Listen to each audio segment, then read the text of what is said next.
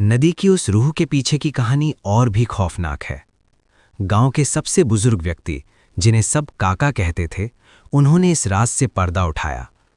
करीब 100 साल पहले उस गांव में ममर्दा नाम की एक गरीब औरत रहती थी। वो जड़ी बूटियों से लोगों का इलाज करती थी, लेकिन गांव के कुछ लालची लोगों ने उस पर डायन होने का झूठा आरोप लगा दिया ताकि वे उसकी जमीन हड़प सकें। एक अमावस्या की रात गांव के उन रसूखदार लोगों ने ममर्दा को खदेड़ा। वो अपनी जान बचाने के लिए उसी नदी की ओर भागी। उसे तैरना नहीं आता था। पीछा करने वालों ने उसे पत्थर मार मार कर नदी के बीच गहरे भंवर में ढकेल दिया।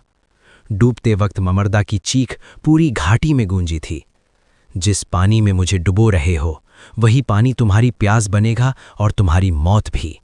जो भी इस नदी की खामोशी को भंग करेगा वो मेरा हिस्सा बन जाएगा।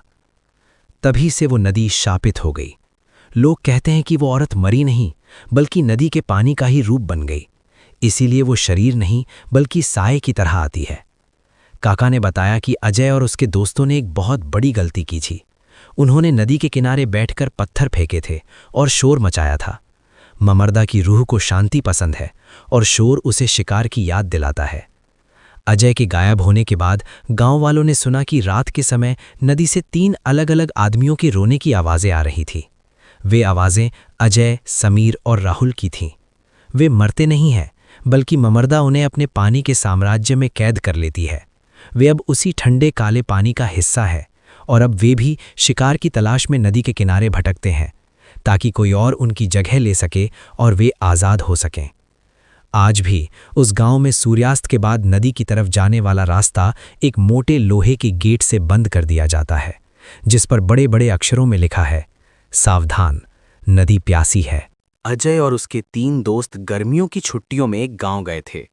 गांव के पास से एक गहरी और शांत नदी बहती थी, जिसे गांव वाले खूनी नदी कहते थे। गांव के बुजुर्गों का कहना था कि सूरज ढलने के बाद नदी के पानी को नहीं छूना चाहिए, क्योंकि वो पानी नहीं बल्कि भटका हुआ साया है। अजय को इन बातों पर यकीन नहीं था। एक रात शर्त जीतने के चक्कर में वो अकेले ही टॉर्च लेकर नदी किनारे पहुंच गया। नदी का पानी रात के अंधेरी में कोयले जैसा काला दिख रहा था। चारों तरफ अजीब सी शांति थी, न चिड़ियों की आवाज न झींगुरों का शोर। तभी अजय को सुनाई दी एक सुरीली आवाज। कोई गुनगुना रहा था। अजय ने टॉर्च की रोशनी पानी पर डाली। उसने देखा कि नदी के बीचों बीच एक औरत खड़ी थी।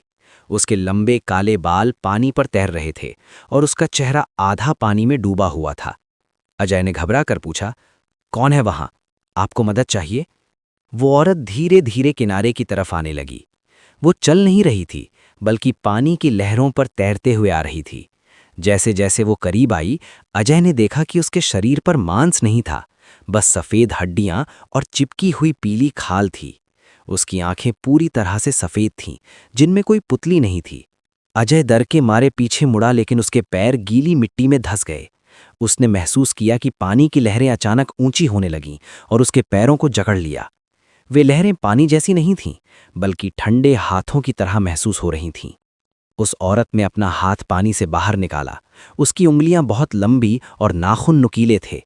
उसने अजय की आंखों में देखते हुए फुसफुसाया, इतने सालों से प्यासी हूं, आज कोई मिला है। अजय की चीख जंगल में गूंज गई। उसके दोस्त जब तक उसे ढूंढते हुए वहां पहुंचे, नदी का किनारा खाली था।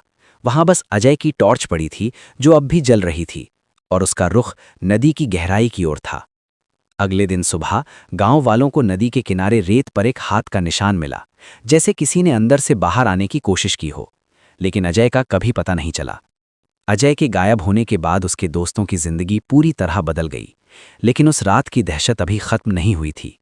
अजय के गायब होने के 2 दिन बाद तक उसके तीनों दोस्त समीर, राहुल और विक्की गांव के छोटे से गेस्ट हाउस में ही रुके रहे। वे पुलिस और गोताखोरों की मदद का इंतजार कर रहे थे। तीसरी रात को समीर को प्यास लगी। कमरे में रखे जग का पानी खत्म हो चुका था। जैसे ही वो किचन की ओर बढ़ा, उसे पानी टपकने की आवाज सुनाई दी। टप टप टप। उसने देखा कि हॉल के फर्श पर पानी की एक लकीर बनी हुई है, जो सीधे राहुल के कमरे की ओर जा रही थी। समीर ने डरते हुए राहुल का दरवाज़ा खोला। अंदर का नज़ारा देखकर उसकी रूह कांप गई। राहुल अपने बिस्तर पर बैठा था, लेकिन उसकी आंखें पथराई हुई थीं। उसके कपड़े पूरी तरह भीगे हुए थे और उसके बालों से कीचड़ और नदी की घास लटक रही थी। राहुल ने धीरे से गर्दन घुमाई और समीर की ओर देखकर अजय की आवाज में बोला, नदी बहुत ठंडी है समीर, तुम लोग मुझे अकेला छोड़कर क्यों चले गए? समीर चिल्लाया और राहुल को छूने की कोशिश की, लेकिन जैसे ही उसने हाथ लगाया, राहुल का शरीर पानी के एक ढेर में बदल गया और फर्श पर बह गया। बिस्तर पर राहुल की जगह सिर्फ गीली रेत और कुछ घोंगे पड़े थे। इतने में विक्की भी शोर सुनकर बाहर आया। दोनों ने तुरंत सामान बांधा और अपनी कार की ओर भागे। वे बस उस गांव से दूर निकल जाना चाहते थे। रात के अंधेरे में विक्की कार चला रहा था, तभी अचानक कार के वाइपर अपने आप चलने लगे, जबकि बारिश नहीं हो रही थी। कार की विंडशील्ड यानी सामने के कांच पर बाहर से नहीं बल्कि अंदर से पानी की बूंदें रिसने लगीं। देखते ही देखते कार के अंदर पानी का स्तर बढ़ने लगा। विक्की ने ब्रेक मारने की कोशिश की, लेकिन ब्रेक ने काम करना बंद कर दिया। अचानक कार की पिछली सीट से दो ठंडे गीले हाथों ने विक्की और समीर के गले जकड़ लिए। कार की हेडलाइट की रोशनी में उन्होंने सड़क पर उसी औरत को देखा जिसे अजय ने देखा था। अगली सुबह गांव वालों को वो कार नदी के किनारे उसी जगह खड़ी मिली जहां से अजय गायब हुआ था। कार पूरी तरह सूखी थी, उसके दरवाजे अंदर से लॉक थे, लेकिन अंदर कोई नहीं था। कार की सीटों पर बस गीली रेत के 3 निशान थे।